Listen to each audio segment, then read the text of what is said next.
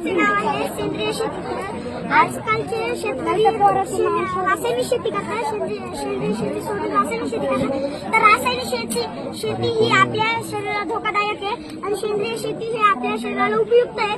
तर तुम्ही कधी बाजारात गेला असेल, भाजीपाला आणला असेल, तो धुतला मग बनवला, तर तुम्ही आजारी पडले असाल तर त्याचं कारण असं आहे का त्या भाजीपाल्यामध्ये रासायनिक खत वापरले जातात, रासायनिक केमिकल वापरले जातात, म्हणून तुम्ही आजारी पडता. आणि याच्यामध्ये शेणखत वापरलेलं आहे, बनावटीची शेत आहे आणि त्याच्यामध्ये शेणखत वापरलेलं आहे. त्याचे वेगवेगळे प्रकार असतात, गांडूळ खत, शेणखत, कोंबडी खत आणि फ्लावरचे शेत आहे त्याच्यामध्ये शेणखत वापरलंय, गुलाबाचं शेत आहे त्याच्यामध्ये शेणखत वापरलंय आणि शेंगदाण्याची पेंड आहे, गाईचं खाद्य शेंगदाण्याची पेंड आणि हे उडदाची डाळ आहे. मग याची आपण आमटी पण खातो आणि गाईचं खाद्य पण आहे आणि हे खाल्ल्यानंतर गाई शेण देते. मग त्या शेणाचं 1 किंवा 2 महिन्यानंतर खत तयार होतं. ते खत मग या शेतीमध्ये आपण वापरतो आणि या सगळ्यामधून मला असं सिद्ध करायचं, शेतकऱ्यांनी रासायनिक शेती न करता सेंद्रिय शेती करावी. धन्यवाद.